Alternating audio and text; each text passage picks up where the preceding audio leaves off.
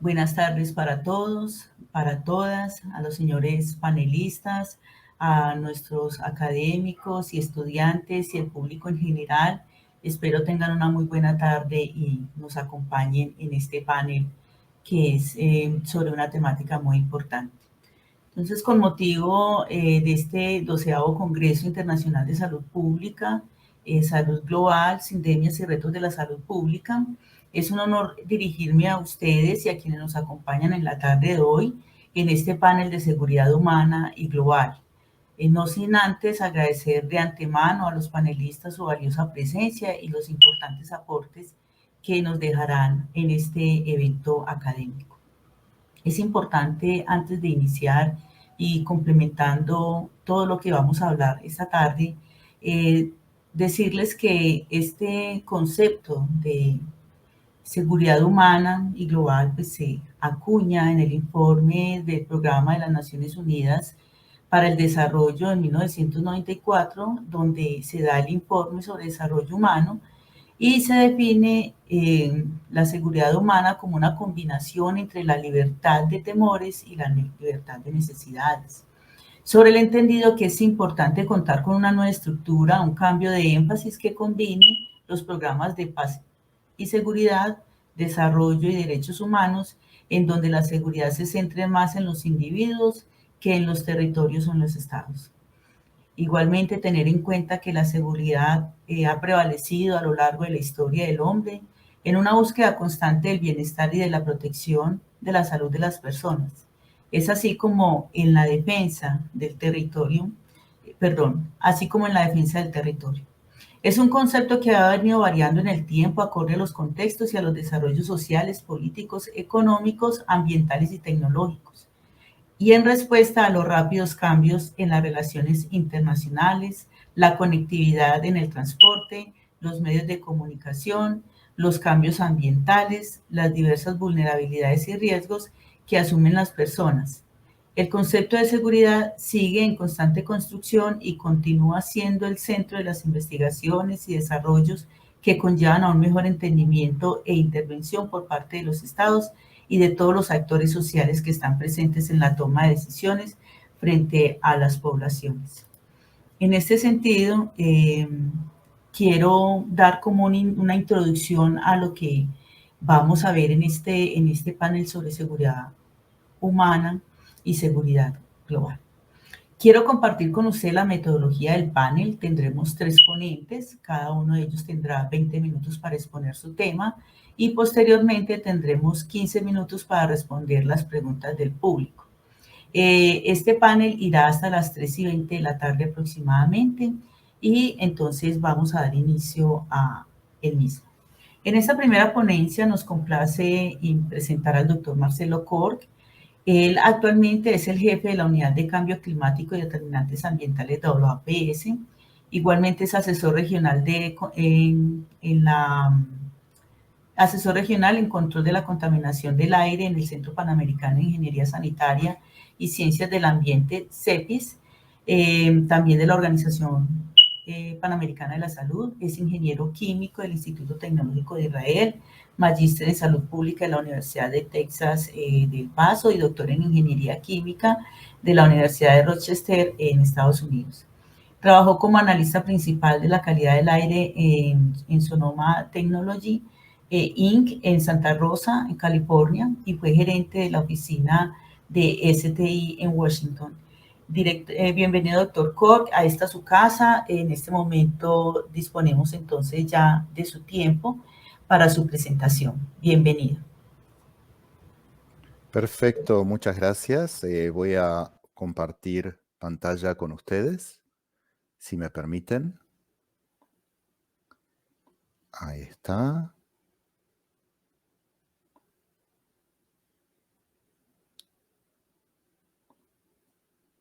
Si me pueden decir si me escuchan bien y si ven la pantalla. Sí, doctor, lo escuchamos bien y vemos la pantalla. Perfecto, muchísimas gracias, Elena. Muchísimas gracias por tan amable introducción y por estar acá esta tarde con ustedes en el Congreso Internacional de Salud Pública de la Universidad de Antioquia. Siempre es un gusto, un placer estar con los amigos de la Universidad de Antioquia, que los extraño mucho desde las épocas en las que estaba en la oficina de OPS en Bogotá, y realmente siempre con un enorme cariño y un trabajo en conjunto que hemos hecho durante todo este tiempo. Luego de haber visto realmente los videos que se mostraron, les estábamos comentando de que es muy difícil poder presentar algo que sea superior a lo que nuestros grupo de clowns nos mostraron, tanto en el tema de la paz territorial como en el tema del cambio climático, pero trataremos de enfocarlo en algo que estamos trabajando desde la Organización Panamericana de la Salud, en la construcción de la Agenda para las Américas sobre salud, medio ambiente y cambio climático para la década del 2021 y 2030. Y la gente se preguntará, ¿cómo podemos relacionar esto entonces con la seguridad humana? Creo que tú, Luz Helena, lo has presentado muy bien al principio de lo que es el concepto, la definición, la visión general de lo que es seguridad humana y cómo hemos permeado este concepto, este enfoque de seguridad humana en la construcción de la agenda que justamente estamos lanzando oficialmente esta semana para todos nuestros Estados miembros. El componente central de la agenda en cambio climático, de salud, ambiente y cambio climático que hemos desarrollado y lanzando actualmente es la equidad, que es en el corazón de lo que es la salud pública ambiental. El tema de la equidad es un tema un tanto difícil para algunos, si bien fácil de comprender, difícil de ejecutar, porque puede tener diferentes significados, diferentes aristas, diferentes puntos de vista, como decían en los videos, depende de las personas, a veces del territorio, qué significa esa justicia social en los diferentes contextos en los cuales nosotros vivimos. Pero sí es la fase central de ponerlo en el contexto en el cual tenemos de nuestros Estados miembros a nivel país, a nivel subnacional, pero indiscutiblemente y más importante al nivel local y comunitario. Para dar una idea general de por qué el tema de ambiente, cambio climático y salud es importante para nuestra región, es mostrarles en una figura nada más que las estimaciones actuales, que podrían ser o no exactas, eso obviamente podemos discutirlo y probablemente podemos mejorarla, pero por ahora, ya que son las oficiales y es lo mejor que tenemos, digamos que aproximadamente 1 millón de personas mueren prematuramente al año por riesgos ambientales conocidos y evitables en nuestra región de las Américas. Eso corresponde aproximadamente a un 13% de las muertes prematuras en los países de altos ingresos de la región y a un 19% de las muertes prematuras en los países de bajos y medianos ingresos. Uno de los grandes desafíos, si no el desafío más crítico que tenemos, es el tema de las desigualdades, que en algunos casos obviamente va a estar totalmente relacionado con el tema de la inequidad. Y en algunos casos puede ser que no. Pero en materia de salud pública ambiental, este tema no debe verse solamente entre los países, sino indiscutiblemente dentro de cada país. Y dentro de cada país, no solamente a los niveles departamentales, pero también en los niveles de las comunidades. Hay ejemplos muy claros que hemos visto, por ejemplo, en una misma ciudad, como por ejemplo una línea de metro en donde empieza la línea de metro y donde termina la línea de metro. La diferencia de la expectativa de vida puede variar en 5 años entre una parada y el final y el final de ese recorrido. Eso indica que estas desigualdades deben verse en todos estos diferentes contextos y de la forma más espacial posible, de verlo en territorios que son una misma ciudad, en diferentes comunidades, en diferentes departamentos, en los países, entre países y entre regiones. Es por eso entonces que veíamos la necesidad de construir una agenda para la salud, una agenda para las Américas en salud, ambiente y cambio climático 2021 y 2030 en este caso, en el cual usa como sombrilla la Agenda de Desarrollo Sostenible, los Objetivos de Desarrollo Sostenible, en el cual nos dan el gran camino, la hoja de ruta hacia dónde deberíamos ir y qué es lo que queremos lograr. Para eso, dentro del tema de salud, es que tenemos una agenda de salud sostenible para las Américas que ha sido adoptada por nuestros Estados miembros en el año 2017 para el periodo 2018-2030 y un plan estratégico de la organización para el 2020-2025. La Organización Panamericana de Salud, siendo realmente una secretaría técnica de los Estados miembros, podemos decir que todos estos documentos no son solamente para la Secretaría Técnica, es decir, para lo que es el Bureau, el secretariado, sino que es para todos, para los Estados miembros y su secretariado de deber cumplir. Y entonces desarrollamos la Agenda para las Américas alineada totalmente con la Estrategia Mundial de la Organización Mundial de la Salud sobre salud, medio ambiente y cambio climático, que fue adoptada por Estados miembros de esta organización en el año 2019. Los valores rectores de los cuales esta agenda se está enfocando pueden ustedes ver en la lámina que van muy de la mano con los valores en los cuales el concepto y el enfoque de seguridad humana está totalmente relacionado y en el cual son los valores rectores de la organización a los cuales nuestros Estados miembros nos dicen al secretariado cómo debemos llevar adelante la cooperación técnica, la relación entre los países y el trabajo mismo entre los países para fortalecer sus procesos en salud. Y es así que tenemos los factores de integridad, de equidad, del respeto, de la excelencia y de la solidaridad, y todo esto enmarcado y como enfoque central en la salud como un derecho humano.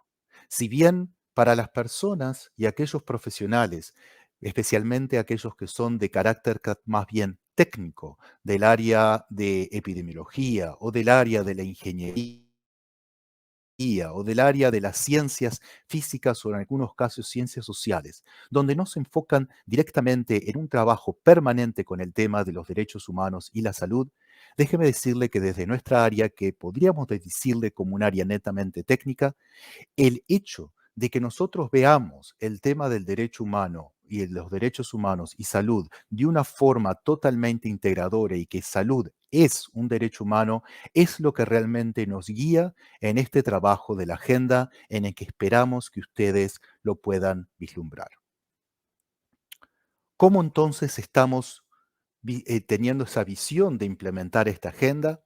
Si bien por un lado tenemos las áreas técnicas, que son las áreas más clásicas, que son las áreas en las cuales hay una definición que se ha dado dentro de la Agenda 2030 en la cual se debería estar trabajando, que son en el tema, por ejemplo, de cambio climático, en el de seguridad química, en el de agua, saneamiento de higiene y en el de tema de calidad del aire o contaminación del aire tanto en interiores como en exteriores. Sí, estos son los temas técnicos a los cuales nosotros nos debemos dedicar porque así lo indica la Agenda 2030. Pero lo que realmente nos está dando el norte de cómo llevar a cabo estos temas técnicos son las acciones estratégicas que hemos definido. Primero, ¿cómo podemos entonces mejorar el desempeño de los programas e instituciones de salud pública ambiental que lamentablemente en los últimos 20 a 30 años se han venido deteriorando por diferentes razones, especialmente de carácter político, también de carácter económico y social? Si bien la importancia del tema, por el otro lado, adquiriendo cada vez mayor importancia como el tema de cambio climático. Segundo, ¿cómo podemos vernos a nosotros mismos desde el sector de la salud, desde los sistemas de la salud?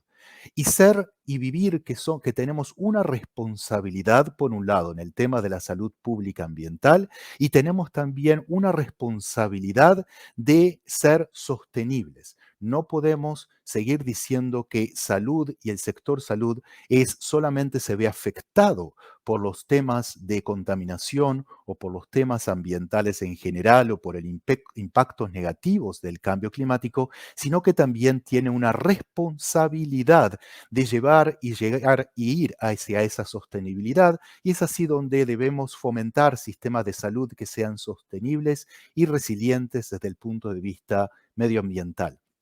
Y tercero, pero no menos importante, el de promover ciudades y comunidades que sean saludables y resilientes desde un punto de vista medioambiental. Como decían nuestros payasos, nuestros clowns en los videos, cómo podemos llegar, por un lado, al territorio y a las comunidades en su contexto, viendo los temas estratégicos de esta forma, como lo hemos presentado acá. Y es así que tenemos tres conceptos entonces que están de alguna forma amarrados y todos bajo ese enfoque también de seguridad humana. Por un lado, hemos definido un marco de trabajo que es integrado para definir esta agenda, que son las funciones esenciales de la salud pública ambiental. Si bien estamos familiarizados y la organización ha lanzado en diciembre del año pasado relanzado la renovación de lo que son funciones esenciales de la salud pública, hemos adaptado y alineado con este marco de funciones esenciales de la salud pública y trabajado lo que es el marco de trabajo de las funciones esenciales de la salud pública ambiental en el mismo contexto integrador del desarrollo, implementación, monitoreo y evaluación de políticas, en el cual nos dedicamos a todas estas funciones y el sector de la salud pública ambiental debería dedicarse a todas estas funciones que ustedes tienen presente en la lámina, sea monitoreo, vigilancia o investigación y gestión de conocimiento en todo lo que es el área de evaluación, políticas, legislación, marcos regulatorios, participación y movilización social, y etcétera, para otras pilares que ustedes pueden ver acá. Lo que sí importa entonces ahora es que este abordaje debe llevarse a cabo en un marco totalmente multidimensional. ¿Por qué? Porque así son como los factores ambientales son los que afectan la salud de las personas y cómo otras dimensiones pueden reforzarse mutuamente y causar un efecto dominó. Déjenme explicarles con un ejemplo muy simple que justamente lo vimos en el video anterior, que podría indicar acá cómo algo tan simple que ha pasado, por ejemplo, durante la pandemia de COVID-19 que estamos viviendo todavía, ha sido no solamente un factor de salud, sino también un factor ambiental, económico y político. Tomemos el caso de lo que son los cobertores para las bocas, para los cobertores para la nariz, que nosotros utilizamos, que hemos tratado de impulsar y promover su uso, y en algunos casos y en algunos países hasta obligatorio en algunos entornos durante nuestra pandemia. Si bien es algo que podemos decir que tal vez sea una simple intervención o acción del marco de la salud pública desde la visión de salud en el marco de la pandemia, ha generado a nivel mundial una situación totalmente de inseguridad personal en algunos casos, en otros comunitaria y por supuesto que política, porque ha llevado a una situación en que el uso o no uso de lo que es esta máscara para resguardarse y protegerse hasta cierto punto de la pandemia se generó como un instrumento político, como un instrumento de división entre las personas, entre las comunidades y en la sociedad. Y también este factor está generando un tema ambiental, como justamente los payasos nos mostraron en el video, de que la gente hace uso de estas máscaras y la tiran sin ver cuál es el efecto, cuál es el impacto que esto podría tener en el ambiente y indirectamente en la salud de las personas. Como podemos ver acá, esto es algo muy simple, pero algo que se ha mostrado totalmente multidimensional. Cómo vemos que los factores y el contexto en el cual estamos viviendo llevaron que una medida que en teoría ni siquiera tal vez nos deberíamos preguntar y simplemente apoyarnos los unos a los otros, llevarlo adelante porque realmente no tiene efectos negativos que sean realmente significativos, ha llevado a una situación económica, política, personal, comunitaria, ambiental, que realmente no se había previsto anteriormente. Esto nos lleva a que temas más difíciles, más complejos, como el tema de cambio climático, que entra por una ventana y una dimensión ambiental, tiene repercusiones indiscutiblemente en todas las dimensiones que pueden ustedes ver en pantalla y que eso puede reforzarse y se está reforzando mutuamente y causa ese efecto dominó.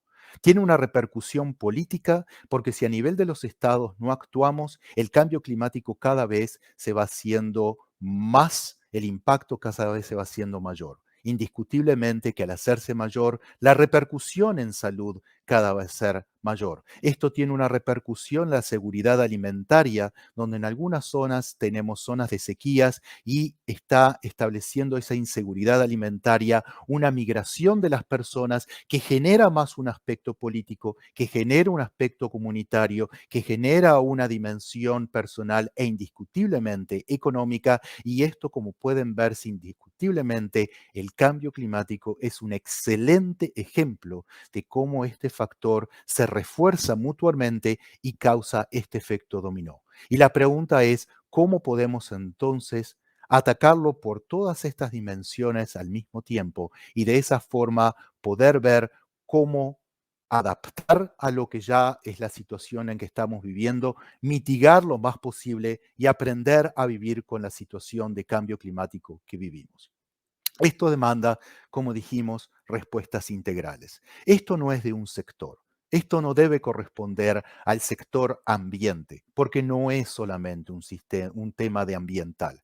Esto es, por un lado, un tema de Estado, no un tema de realmente de un gobierno en un momento, sino un tema de Estado. Es una política de Estado que debe ser ejecutada en todos sus niveles, en los niveles nacionales, en los niveles subnacionales y en los niveles locales. Pero por el otro lado también es un tema económico, porque el tema económico depende del tipo de estado en el cual nos estamos viendo, es manejado por los mercados y no totalmente manejado por las políticas de Estado. Y entonces los mercados también tienen que entender y adaptarse y justamente lo que estamos viendo cada vez más y en la COP26 esta semana que hemos visto más es ese impulso desde los mercados financieros en tratar de ver cómo cada vez más poder entrar al tema de cambio climático, poder influenciar el tema de cambio climático e indiscutiblemente que cada estado, que cada economía, que los diferentes mercados lo ven de formas diferentes. Y último, pero para nada menos importante, es el tema de la ética, el tema de la moralidad, el tema social, en donde cada uno de nosotros y cada una de nuestras comunidades tiene un espacio en el cual debemos ser muy claros. No debemos, no podemos y no debemos darle la total responsabilidad y la autoridad ni solo al Estado ni solo al mercado, sino que también nosotros como ciudadanos, nosotros como personas, nosotros como seres humanos, tenemos una responsabilidad, tenemos la autoridad también de actuar, de reflexionar, de observar. Y esto debe ser enmarcado, como nos dice el enfoque de seguridad humana, bajo este equilibrio de protección y empoderamiento que debe estar centrado totalmente en las personas y que sea específico al contexto.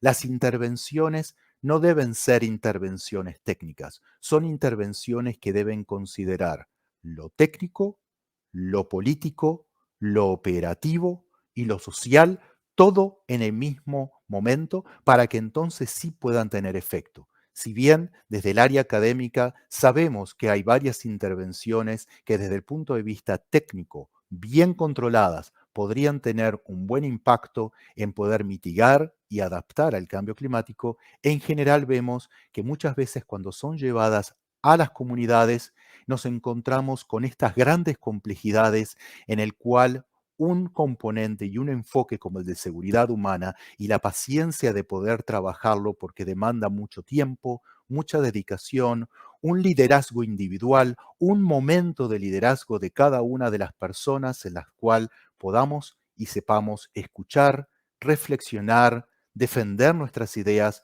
pero también dar y brindar el espacio que se debe a otros.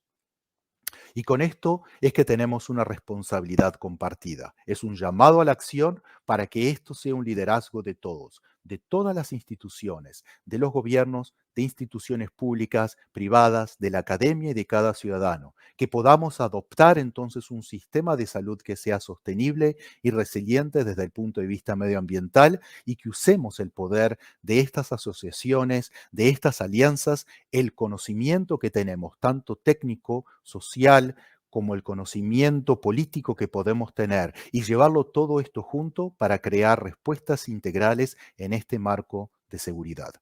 Y con esto, muchísimas gracias y luego estaremos abiertos a preguntas. Gracias. Gracias a usted, doctor Marcelo Cor, en nombre de la facultad y del decano José Pablo Escobar Vasco. Le agradecemos su presentación y los invitamos a que nos acompañe en las dos siguientes exposiciones y al final pues podamos responder algunas preguntas del público. Vamos a dar paso seguido entonces al doctor Jorge Iván López Jaramillo. De él les cuento que él es médico cirujano de la Universidad de Antioquia, especialista en gerencia de la salud pública de la Universidad CES y magíster internacional en protección comunitaria y promoción de la seguridad de la Universidad de Padua en Suecia.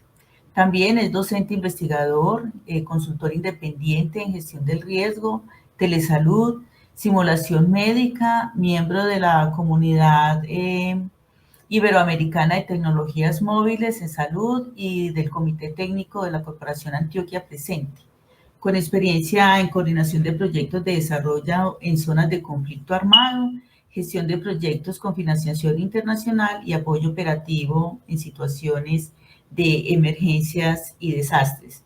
También ha diseñado, es experto en el diseño de escenarios y ambientes de aprendizaje basados en simulación aplicada en diversos sectores del conocimiento, como son la salud, la energía y la gestión del riesgo. También ha trabajado en el desarrollo académico y operativo de la atención prehospitalaria y en áreas de trabajo e investigación como son la innovación, la gestión del riesgo, la ideación y creación de ambientes de aprendizaje, el desarrollo tecnológico aplicado a los modelos educativos y a la prestación de servicios de salud mediados por tecnologías de la información y las comunicaciones. Vamos entonces a escuchar al doctor Jorge Iván. Bienvenido, doctor López, a su casa. Dispone entonces en este momento de su tiempo para exponer.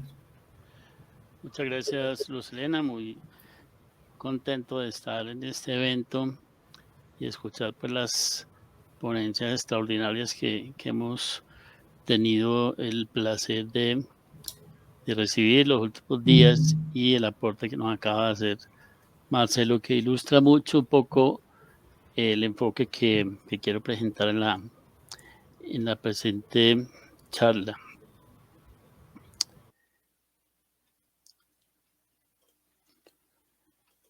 Voy a compartir entonces la pantalla. ¿Me confirman si la ven? ¿Sí? Ahí está. Se ve y se escucha, ¿no? Estamos escuchando también. Perfecto, muchas gracias. Bueno, yo quisiera dar continuidad al concepto expresado por Marcelo desde el punto de vista del aporte que la academia está construyendo actualmente para abordar estos conceptos de seguridad humana y seguridad global.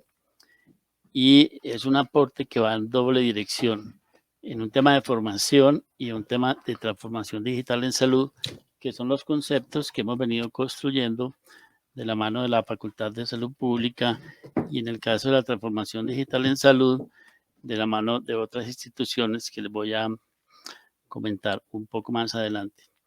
Les voy a contar entonces cuál es la iniciativa desde la formación. Este concepto de seguridad humana y global está muy asociado con un ejercicio que adelantó también la Organización Mundial de la Salud en el año 2001-2002 de un proyecto formativo de protección comunitaria y promoción de la seguridad que se asocia al mismo concepto de seguridad humana y global. El propósito que tiene este programa formativo que está en construcción desde la Facultad Nacional de Salud Pública es justamente pues apuntarle a una reducción de esa vulnerabilidad de las comunidades y de un mantenimiento de las condiciones de bienestar social suficientes y apropiadas para mantener una calidad de vida acorde con las condiciones ambientales de cada una de las regiones y de los territorios.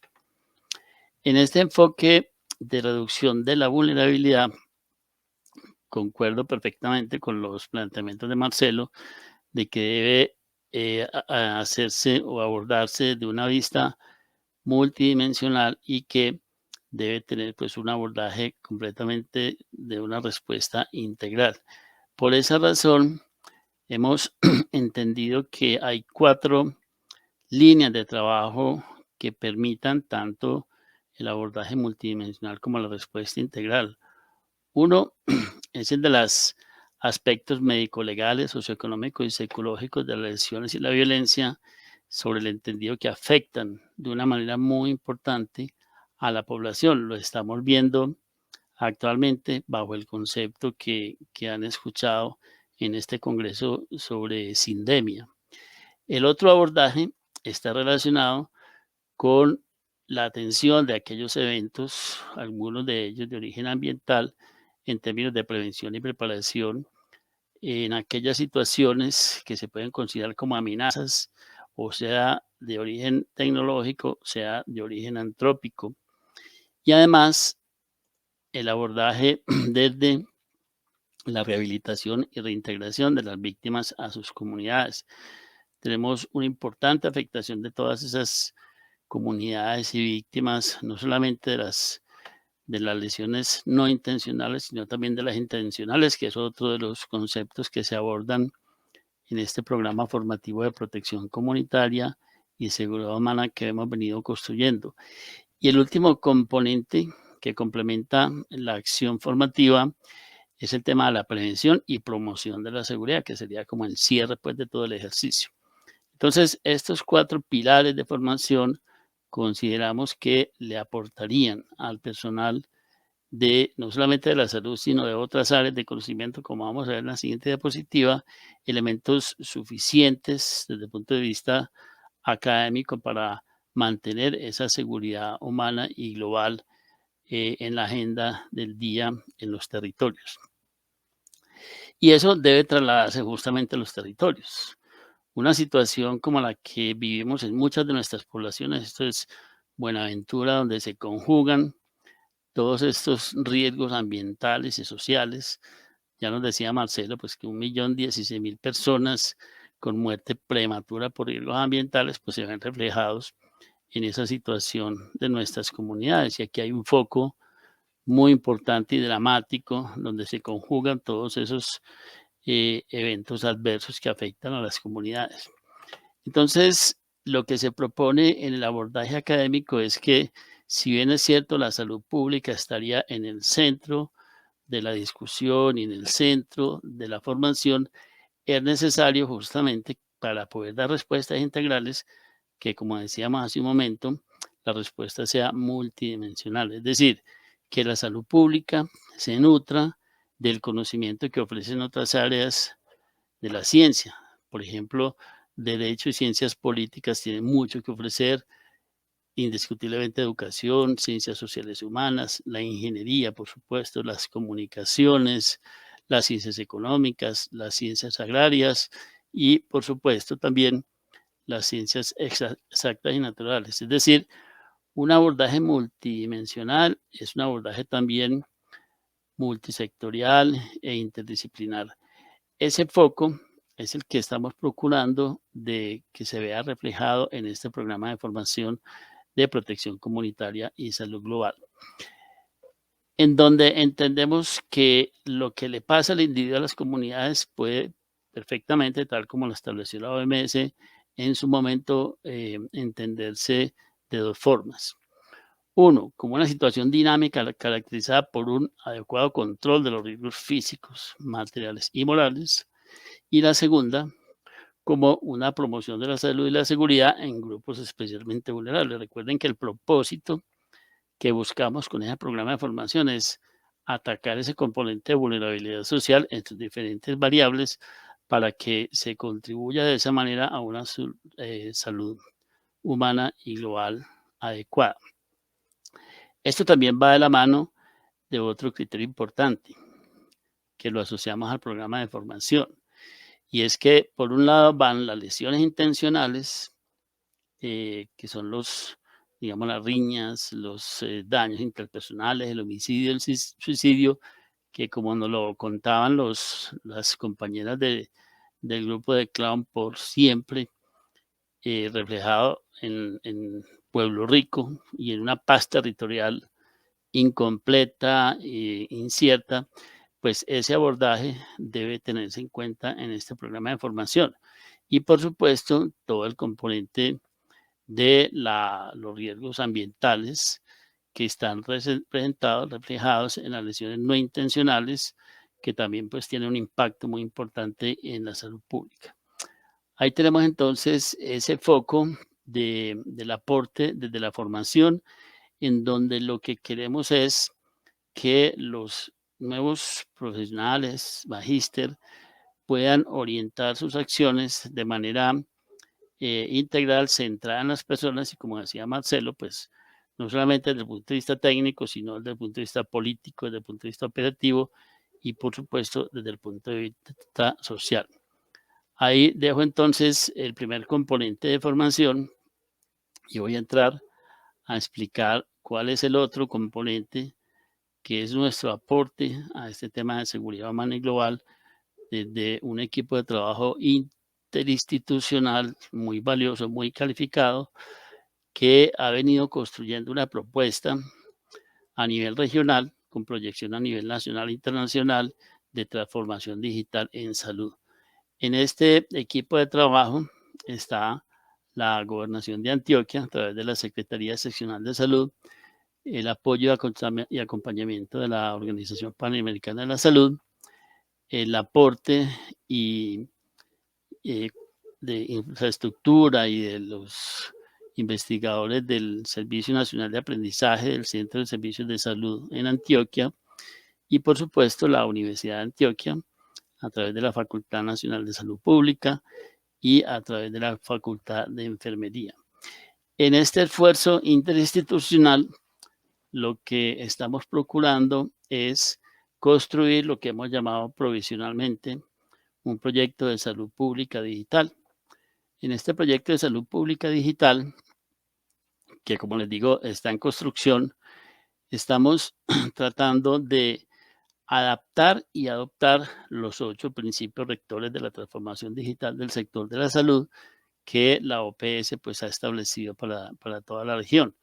En esos 8 principios, recuerden que están el tema de la conectividad universal, la arquitectura de la salud pública, la seguridad de la información, la inteligencia artificial, los derechos humanos, el concepto de interoperabilidad, la salud digital inclusiva y los bienes digitales. En este esfuerzo, entonces, en el proyecto, estamos tratando de hacer esa adopción en el territorio. Y para poder lograr ese propósito, en el equipo de trabajo establecimos como 3 momentos de acción. Uno, definir el marco de actuación inicial, que parte de esos 8 principios rectores, y a partir de lo cual tratamos de identificar diversas acciones que nos permitieran leer correctamente el principio rector en el territorio, y establecimos entonces que para cada uno de los principios habían 2, 3 o 4 acciones que pudieran materializar lo que cada principio rector establece. Esas 24 acciones las definimos y además establecimos un tiempo de ejecución ideal para que todo el componente de los principios rectores pudiera verse implementado en el territorio. Pero entendimos también que no era solamente las acciones, sino que era necesario contar con una serie de instrumentos que, además de aplicar los principios rectores, sirvieran para llevar soluciones concretas a manera de sistema de información predictivo a esas mismas regiones. Es así como en el proceso de construcción colectiva que se está adelantando actualmente, entendimos que aparte de estos 8 principios rectores, pues que son el direccionador, pues era necesario definir como algunos criterios para monitorear la salud pública en el territorio, tener algunas herramientas de criticidad de proceso para esa implementación de los principios de la transformación digital, construir una matriz de riesgo en salud pública que nos permita vaciar la información de todos los eventos o todas las situaciones cambiantes y condiciones discapacitantes de esas comunidades,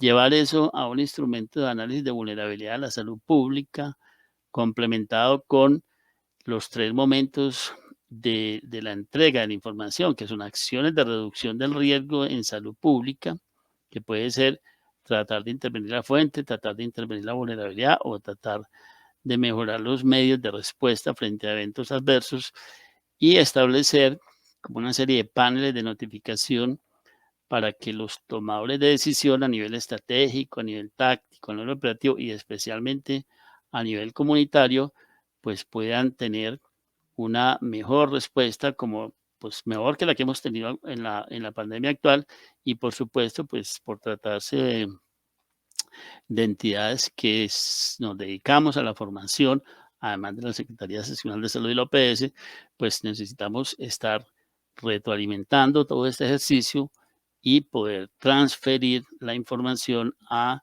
los diferentes programas académicos. Y el tercer momento es la implementación en territorio. Entonces, entendemos que hay que hacerlo en 3 etapas. Una primera etapa que la hemos llamado la prueba de concepto, una segunda etapa que es como aumentar el alcance de la primera y una tercera etapa que sería una replicación. En la primera etapa, la prueba de concepto, hemos contado con un proyecto de Cennova que el SENA impulsa pues, en todos sus centros de formación, que a partir del próximo año esperamos nos permita, como en esa primera parte de implementación del proyecto de transformación digital o de salud pública digital, en primer lugar, crear esas herramientas desde lo tecnológico coherentes con los principios de transformación digital en salud. A partir de esas herramientas, pues poder construir ese sistema de información proactivo y predictivo que permita pues la toma de decisiones y el establecimiento de acciones de reducción de riesgo en salud pública y a partir de ahí tener insumos para poder fortalecer los programas educativos de áreas de la salud y de las otras áreas del conocimiento que, como les planteaba en la propuesta formativa de la Maestría de Protección Comunitaria, pues efectivamente nos lleve a ese abordaje multidimensional que esperamos que ocurra. Y el otro objetivo específico, pues, es tratar de que eso se derive en acciones concretas que bajen esos niveles de riesgo en salud pública que tienen nuestras comunidades. Eso, por supuesto, tiene un nivel de esfuerzo, o sea, necesitamos concretar acciones que le hemos llamado el nivel de esfuerzo de las organizaciones. Hay cosas que hay que hacer primero, hay otras cosas que requieren un mayor nivel de esfuerzo y que por lo tanto, pues, deben esperar un poco más. Definitivamente, y haciendo el análisis de las capacidades de la región, pues lo que más está cerca al trabajo, precisamente este es un trabajo interinstitucional y colectivo de co-creación, pues es la organización. Tenemos una muy buena organización, tenemos muy buenas instituciones, personal competente que nos genera pues confianza y que nos permite de alguna manera abordar el tema primero desde la organización. Pero eso es necesario complementarlo con el soporte físico, el soporte de las instalaciones, de los equipos, que también tenemos pues alguna infraestructura importante para eso y sería pues relativamente fácil utilizarlas para fines de una salud pública digital. En la medida en que vamos avanzando, pues va creciendo el nivel de esfuerzo. El siguiente nivel de esfuerzo estaría sobre la información. Información existe, tenemos los datos, pero tenemos que hacer algunos ajustes para poderlos utilizar, para poderlos llevar a unos logaritmos, para poderlos utilizar como fuente para poder tomar decisiones posteriores y eso pues necesariamente hay que complementarlo con más talento humano calificado y formado con una visión prospectiva y eso pues nos puede tomar un poco más de tiempo y un poco más de esfuerzo. Y el mayor nivel de esfuerzo, pues como es costumbre en este tipo de proyectos, tiene que ver con los recursos económicos que nos permitan financiar lo que nos falta, porque tenemos una buena capacidad, pero para poder llegar al propósito, a la meta final, sí es necesario hacer un esfuerzo económico mayor, y definitivamente lo que suele suceder también en estos proyectos complejos, lo que más dificultad puede darnos es ajustar los procesos actuales para que a futuro puedan ser adecuados para una salud pública digital y una adaptación a esos principios de transformación digital de la salud. Eso es entonces lo que tenemos como propósito en estos meses de trabajo en los próximos años, y es nuestro aporte al concepto de salud humana y salud global, objeto de la discusión en este panel. Más tarde seguramente tendremos preguntas y muchas gracias por la atención.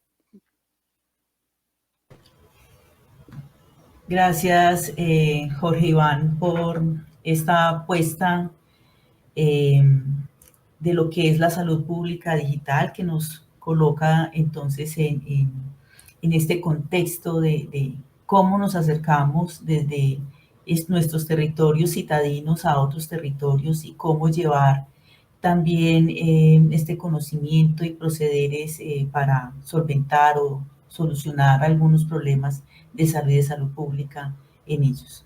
Te invitamos a que nos sigas acompañando. Vamos a escuchar al doctor Charles Branas. Es nuestra última ponencia. Les cuento que el doctor Branas ha realizado investigaciones en las áreas urbanas y rurales de los Estados Unidos, así como en otros países del mundo. Ha incorporado intervenciones basadas en la geografía humana, mejorando la salud de las comunidades locales. Su trabajo pionero sobre el acceso geográfico a la atención médica ha cambiado el panorama de la atención médica y ha llevado a la designación de nuevos hospitales y una serie de réplicas científicas nacionales en los Estados Unidos. Y otros países para las muchas afectaciones como trauma, cáncer, accidentes cerebrovasculares, etc. La geografía y los factores que sustentan la violencia armada han sido también citados por decisiones históricas de la Corte Suprema y del Congreso y el director de los derechos humanos, con socios de la comunidad. El doctor Branas ha dirigido los primeros ensayos controlados aleatorios a toda la ciudad para transformar lotes baldíos y edificios abandonados como soluciones sostenibles para mejorar la salud y la seguridad, incluidas las reducciones en la violencia con armas de fuego.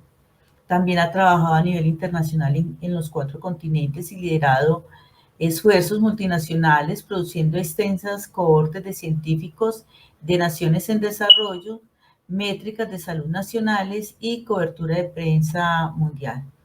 Para esta ponencia del doctor Charles Branas vamos a contar con traducción simultánea.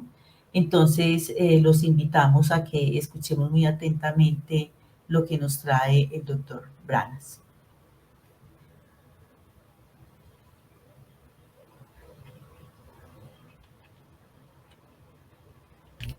We have simultaneous interpretation, and now we invite you to listen to his conference.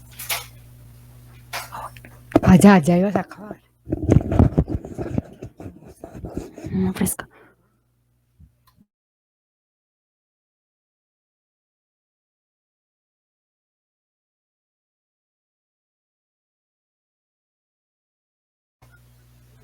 We will have a simultaneous interpretation.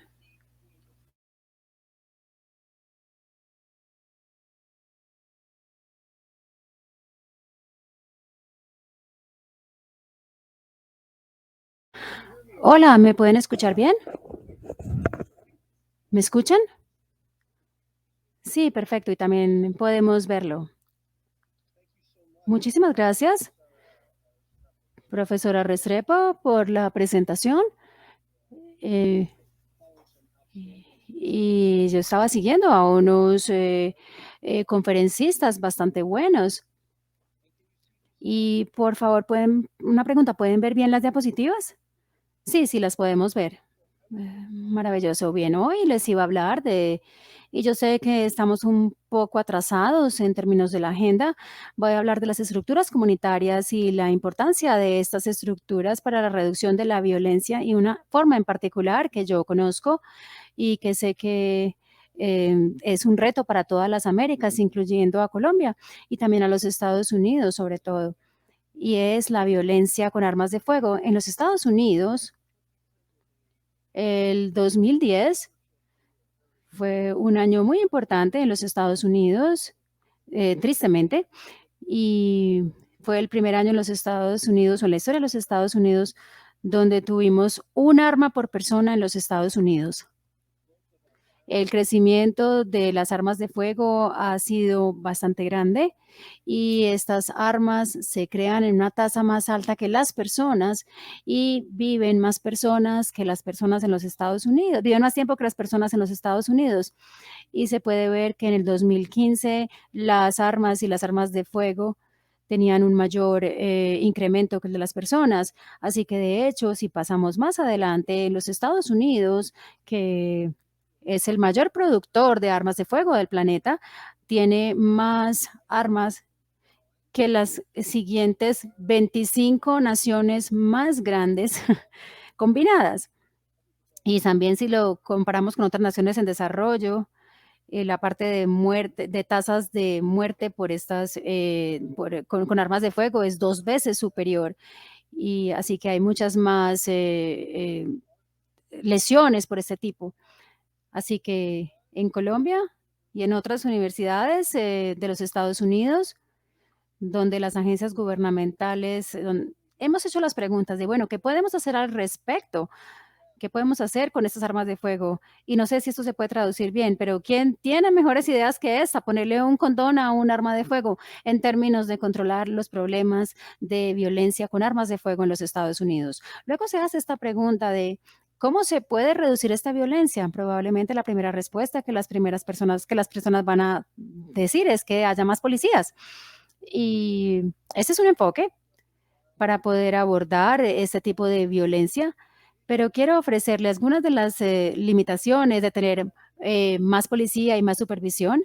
Es que tiene un efecto de corto plazo, un impacto de corto plazo, y puede que haya un efecto mientras estén presente la policía, pero lo que muestra esta gráfica es que una vez las policías se va del área, la violencia por armas de fuego, que se ve aquí en azul, simplemente va a regresar nuevamente. Así que el azul es muy alto. Una vez aparece la policía, se disminuye la violencia por armas de fuego, pero apenas se van del área, regresa la violencia a la misma cantidad en la que se encontraba antes de que llegara la policía.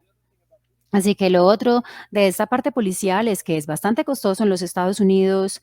La vasta mayoría de nuestras ciudades gastan más de su presupuesto en la parte policial que en algo más. Y como lo hemos visto, ciertamente ha salido a la luz en las noticias de los Estados Unidos por los últimos 2 años, que ha habido por algún tiempo y por décadas un sobreuso de la policía. Así que esta es una respuesta, pero quizás no es algo que sea suficiente. Quizás necesitemos un poco más de equilibrio.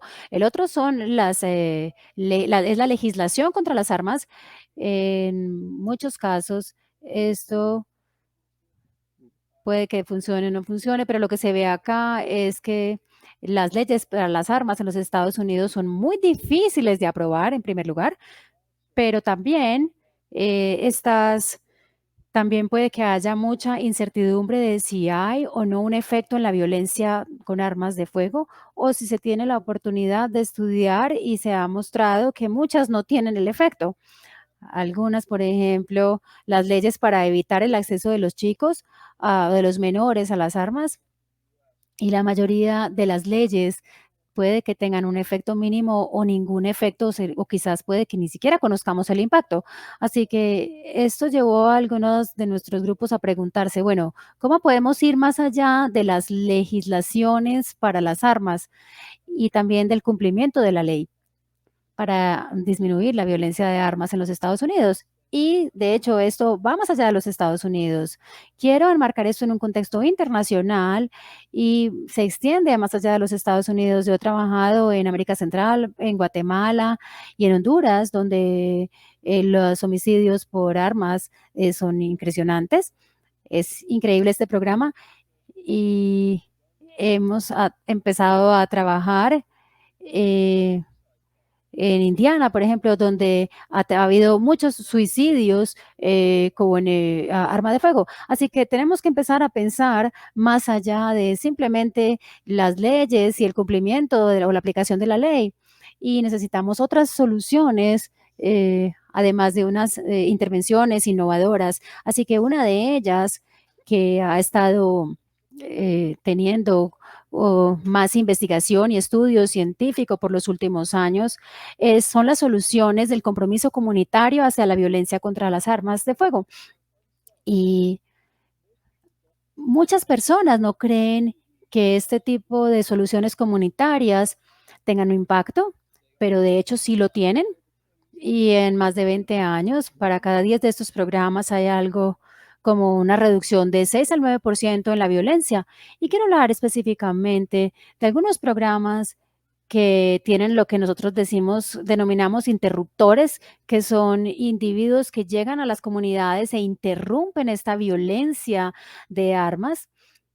Y o de pronto también estos interruptores lo que buscan es tratar la violencia de armas, y también hay otros programas que tratan la estructura básica que ocasiona la violencia con armas, y esto incluye programas como, por ejemplo, búsqueda de empleo, y quiero enfocarme en programas que cambien lugares, son intervenciones basadas en lugares, y esto ha tenido unos grandes cambios en las estructuras básicas en las comunidades y tienen un efecto grande en la violencia con armas. Estas son estructuras en los Estados Unidos donde se tiene una terrible conexión entre nuestra historia de racismo, la desinversión en las comunidades, lo que quiere decir comunidades que pierden fondos y financiación. Y también ha habido cierto abandono de estas comunidades, y esto lleva a estos espacios grandes como estos, como los que se ven en las fotos en nuestras ciudades. Y si se le agregan los espacios, la tierra o el área de la tierra de espacios que se ven como este en los Estados Unidos, se haga un área que es del tamaño del país Suiza. Así que esta es una situación grandísima. Todos estos espacios abandonados en los Estados Unidos, si se suman, son del mismo tamaño de Suiza. Así que ahora se debe ver esto como una oportunidad para tener un impacto en la violencia de armas y en otras formas de violencia en los Estados Unidos, directamente tratando estos lugares y estos espacios que están abandonados. Ahora, también debo decir que nuestro trabajo en este espacio, pensando en los lugares abandonados y lo que podemos hacer con ellos, proviene de las comunidades como tal. Hubo un momento cuando hacíamos la misma pregunta, ¿qué vamos a hacer con esta violencia tan grande de armas de fuego y a las comunidades? Y ellos señalaban una y otra vez la tierra vacía y los edificios abandonados, todas estas cantidades de espacios. Y esto es algo que ellos dijeron, que si pudieran hacer un cambio a sus vecindarios y a sus comunidades, entonces primero llegarían a este tipo de lugares, y esto ha llegado a lo de los movimientos de las vidas de los negros importan, Black Lives Matter.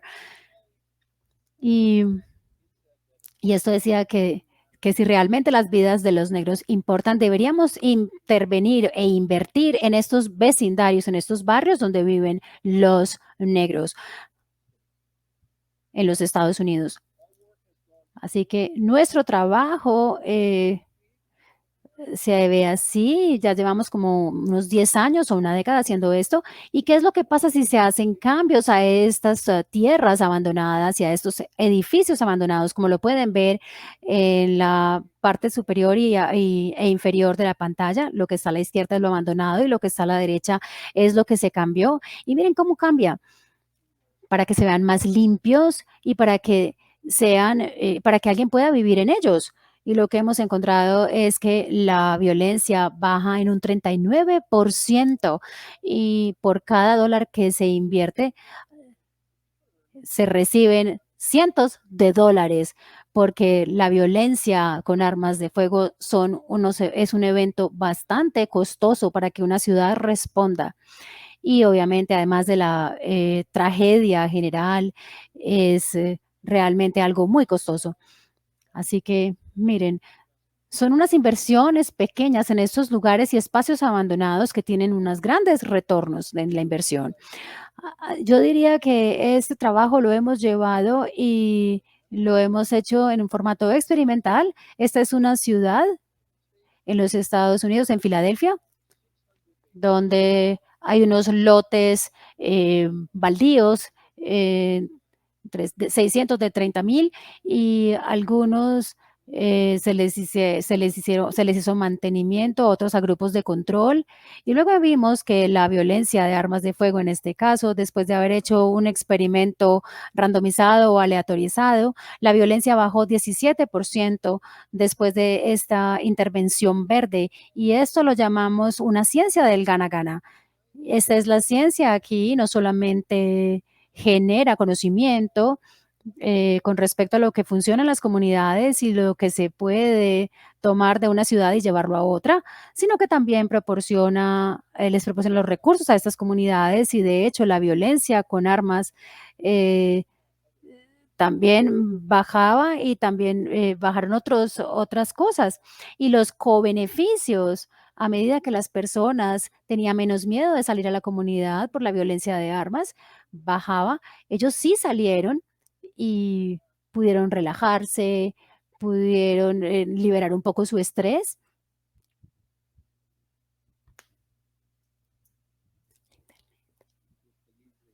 Con con lo nuevo que se hizo para volver más verdes estos lugares. La ciudad de Nueva York ha hecho algo parecido. Recuerden que esta es una intervención basada en el lugar. Aquí lo que hicieron fue agregar iluminación y esto se expande a otras áreas y ellos encontraron que el crimen y la violencia ha bajado un 36% simplemente agregando nuevas luces, iluminación pública. Y esto es algo que es un cambio basado en el lugar y afecta la estructura de las personas que están allí y tiene un muy buen impacto en la reducción de la violencia y de la violencia con armas de fuego. Y finalmente, hemos hecho otros ensayos aleatorizados en Nueva Orleans, en Filadelfia y también en Detroit y otros en Newark, en otras ciudades, con los edificios, con la tierra. Algunos de los hallazgos, los primeros hallazgos, se quedan por muchos años después de que esos edificios se convierten en, en, en algo limpio, verde, y se les da la posibilidad de que alguien pueda vivir en ellos en el futuro.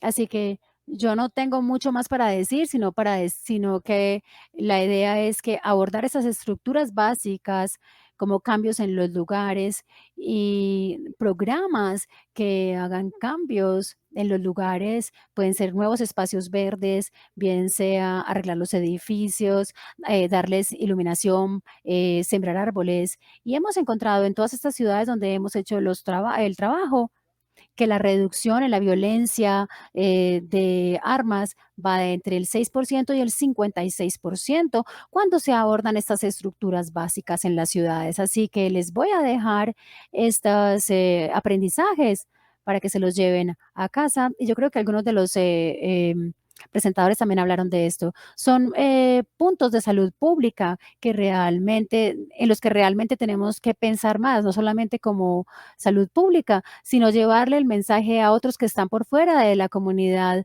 de salud pública. El primer punto es que los programas que se enfocan en los lugares o en cambios a las estructuras básicas pueden tener una mayor influencia en las vidas de muchas más personas por periodos de tiempo mayores, que simplemente enfocándose en programas que piensen únicamente en tratar a las personas.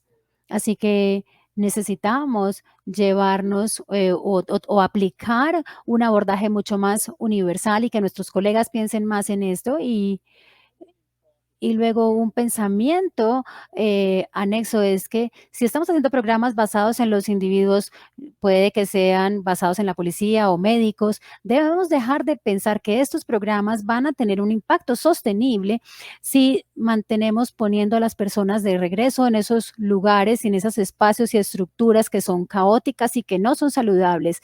Los tratamientos individuales no van a funcionar hasta que se cambien esas estructuras básicas que son las que generan esta salud deficiente y la falta de seguridad. Y mi último punto es que cambiar lugares y esas estructuras básicas pueden ser con base en los lugares o con estructuras económicas. Esto es importante para que nosotros los consideremos y tengamos una intervención o un tratamiento independiente y no tienen que ser complejos o costosos para que tengan un gran impacto en la salud del público. Y con esto termino y sí, estaría feliz de tener otras conversaciones con ustedes y muchísimas gracias por darme esta oportunidad de hablar con ustedes hoy.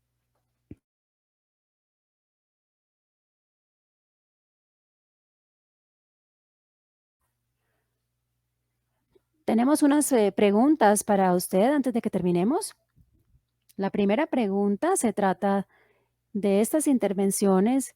Sabemos que esta violencia está muy relacionada también con la violencia doméstica. Cuando se tiene este tipo de intervención en el ambiente, ¿cómo impacta la violencia doméstica que también causa este tipo de violencia? Esa es la primera pregunta.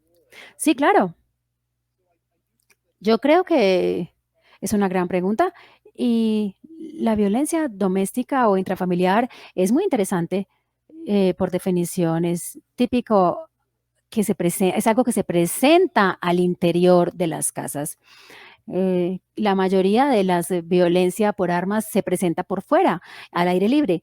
Sin embargo, también hemos estado empezando a mirar la violencia intrafamiliar y entre las parejas, pero para ser honestos, no lo hemos estudiado muy a profundidad, pero me gusta mucho la pregunta porque eso es algo que la gente se está preguntando en este momento.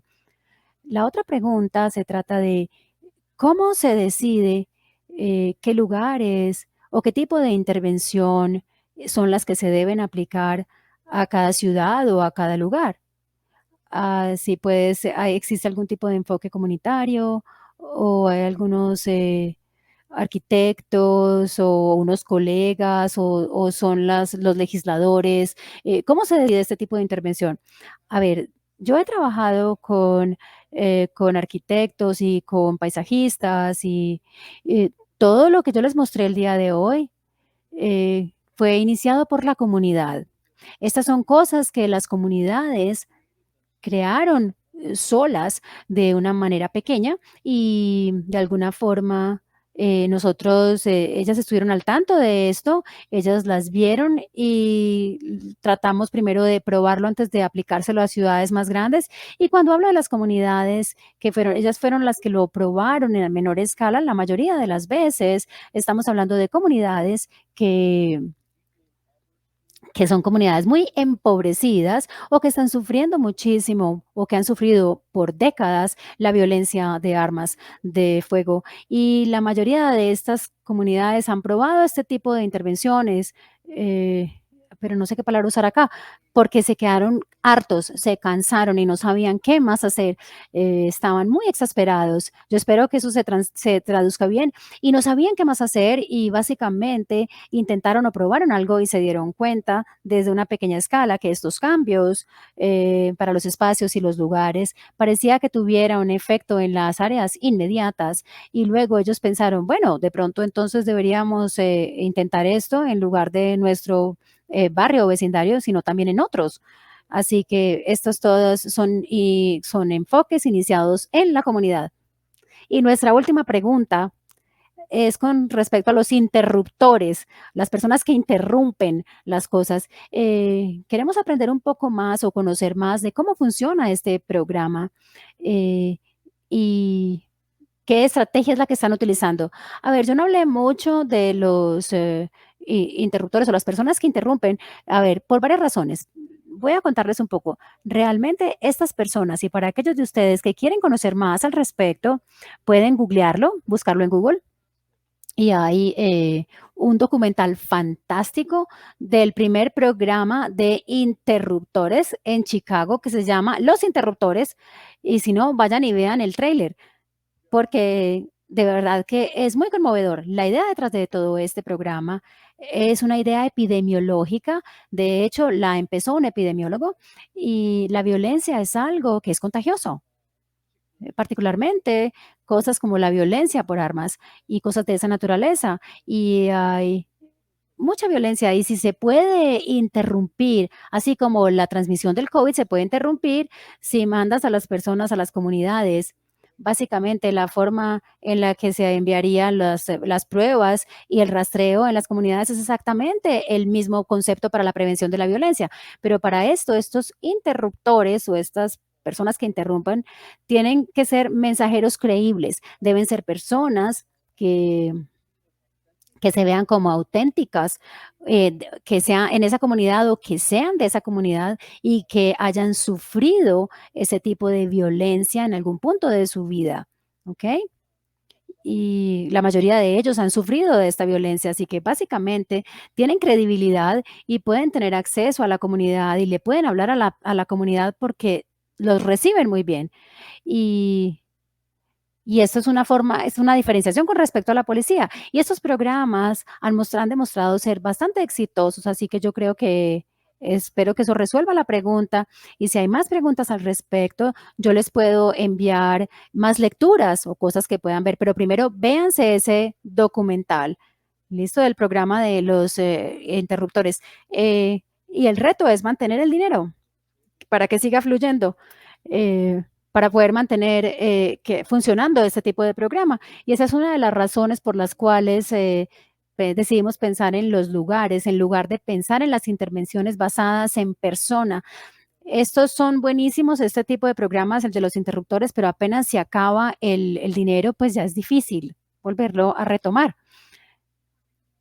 Ya no tenemos más preguntas, Charles. Muchísimas gracias por tu intervención. Eres increíble como siempre y nos vemos pronto. Muchísimas gracias, Alexandra.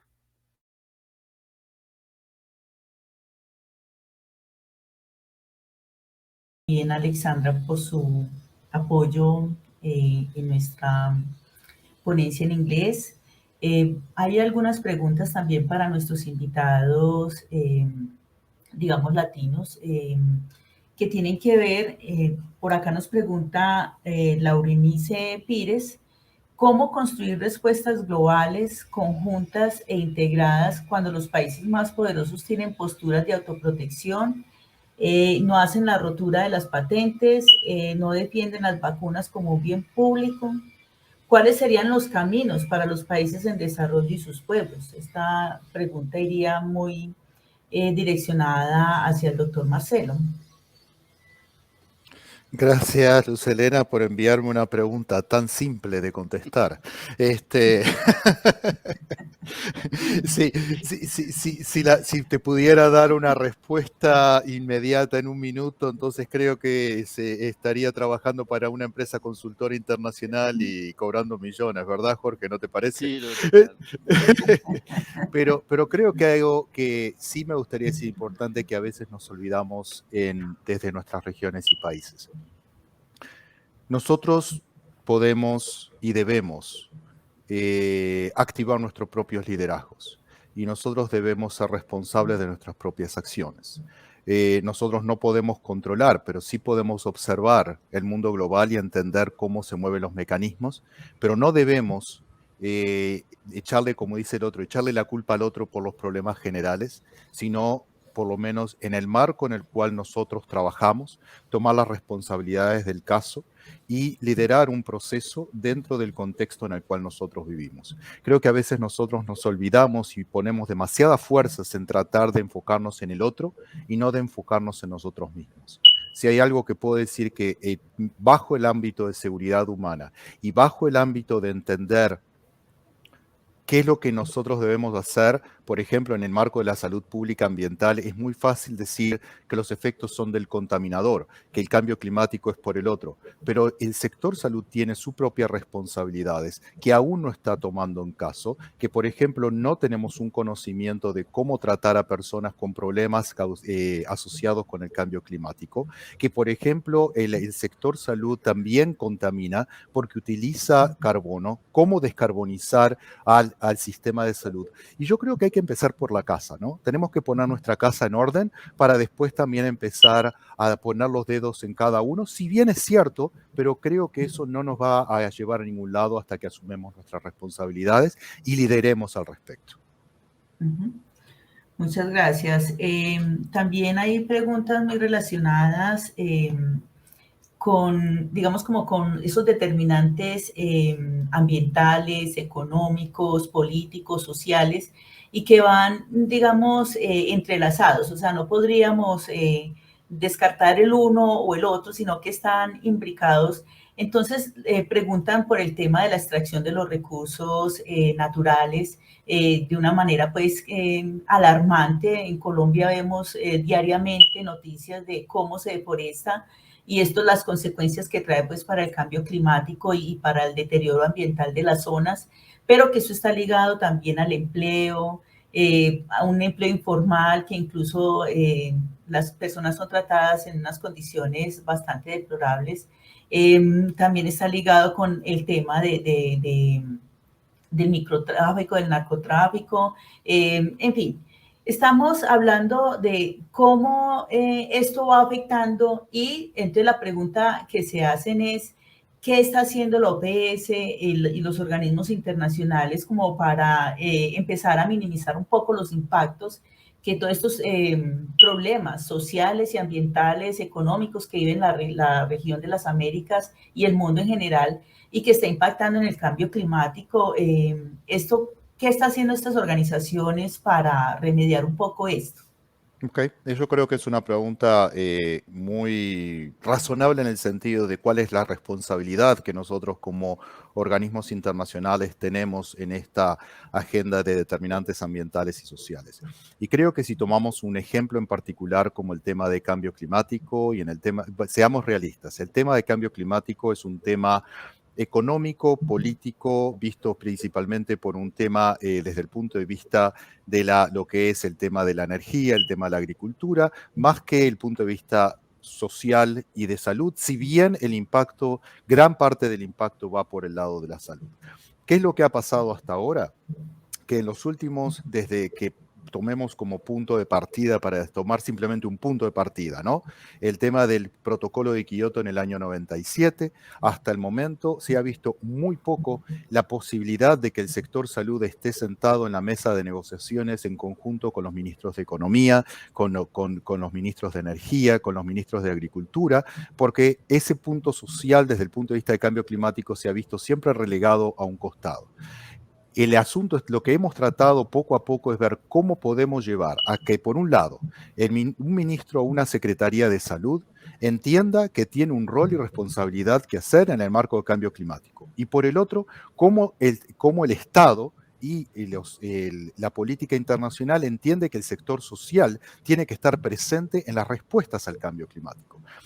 Un hito que hemos tenido en la COP26 es que por primera vez el tema de cambio climático y salud se puso en la mesa de forma explícita y ha llevado al ministro de Salud y justamente ha llevado al viceministro de Salud de Colombia, que ha participado en la mesa de cambio climático, en una de las mesas de cambio climático y salud, impulsado por el país anfitrión que ha sido Gran Bretaña en estas 2 semanas y que ha llevado una serie de compromisos voluntarios de los países para poder llevar adelante esa responsabilidad desde el sector salud.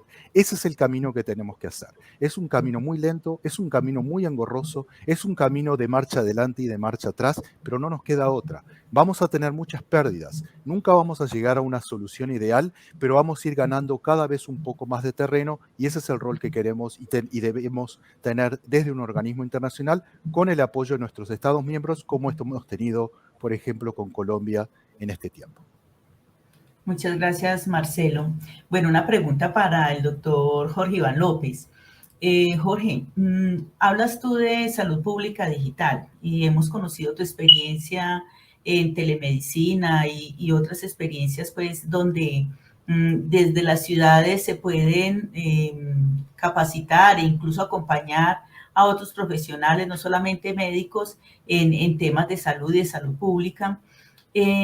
Y queda una preocupación allí y es frente a ese reto de esa salud digital, la salud pública digital, frente a la formación del talento humano, frente a los presupuestos que podrían manejar los entes territoriales y también frente a ese compromiso social que tenemos todos los actores del sistema para trabajar desde allí. Y Marcelo lo tocaba muy bien, o sea, esto es una responsabilidad de todos, ninguno nos podemos salir de allí, todos aportamos nuestro granito de arena, pero entonces como profesionales de la salud pública, ¿cuál sería como ese reto que se impone allí desde la salud pública digital? Como una novedad, pues es un proceso pues, de novedad en la formación incluso, pero bueno, quiero que tú seas el que nos respondas un poco este tema del talento humano para la salud pública digital. Bueno, es una pregunta que tiene como 17 aristas, ¿no? Pero Sí. voy a tratar de resumirles, igual de compleja que la primera que le hicieron a Marcelo, porque el incorporar tecnología a las funciones y al comportamiento social, pues tiene un nivel de complejidad grande. Es decir, el individuo, como también lo dicta la salud humana y la salud global, debe estar en el centro de la incorporación de esa tecnología. Es decir, el individuo interactuando con otro individuo, porque es un tema de comunicación asertiva, esa es la base, ¿no? Pero el individuo, para poder incorporar esa tecnología, tiene que interactuar con un soporte físico, con un soporte lógico y con un entorno que muchas veces pues, puede ser un entorno agresivo. Entonces, la educación es la base de la pirámide, educación en todo sentido, y la gestión del cambio para incorporar esas nuevas tecnologías.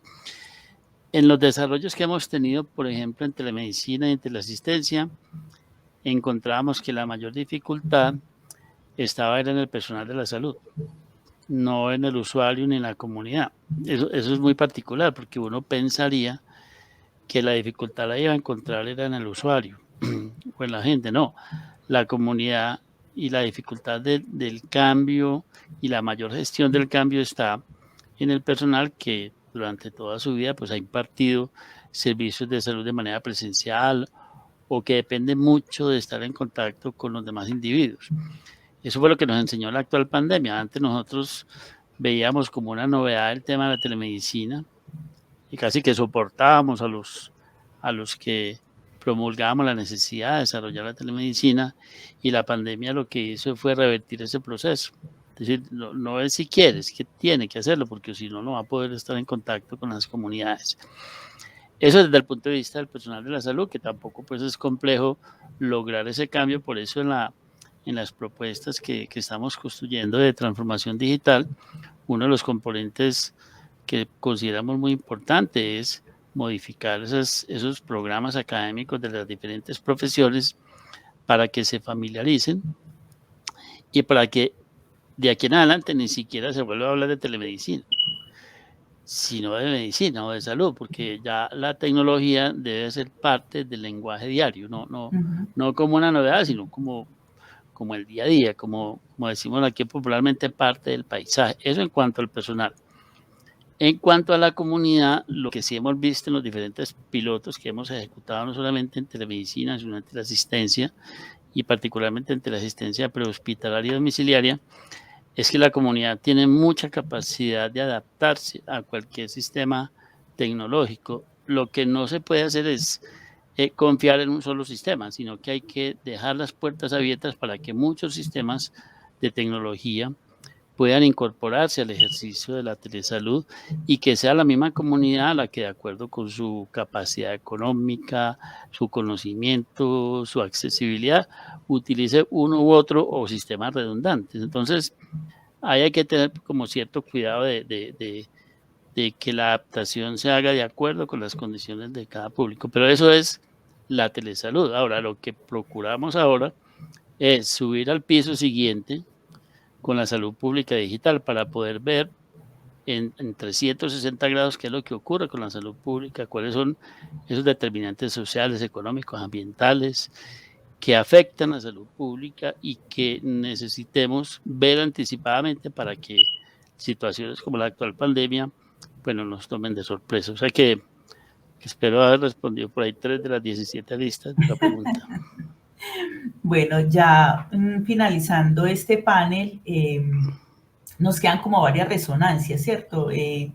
Nos queda el trabajo en red, el trabajo, elaborar, gestionar alianzas estratégicas con todos los actores que tienen que ver con el cambio climático, con la salud pública, que tienen que ver con la seguridad global, la seguridad humana, porque esto es una tarea de todos.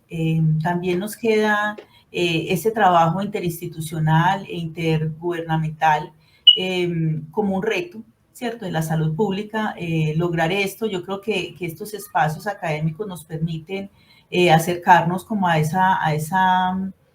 ese fin, ¿cierto?, de unas alianzas estratégicas con organismos internacionales y nacionales. Igualmente, también nos hablan de cómo se van brindando herramientas y esta pandemia pues nos puso a todos a andar en esto de lo virtual, de lo digital, y también nos asume pues como un reto trabajar desde allí y nos va a facilitar muchísimo más esas alianzas que estamos planteando. También la promoción de la participación social, política, ciudadana, en todos estos temas, saber que todos ponemos nuestro granito de arena para alcanzar lo que nos propongamos. Y lo decía bien Jorge Iván, lo decía también Marcelo, el doctor Branas también lo mencionaba.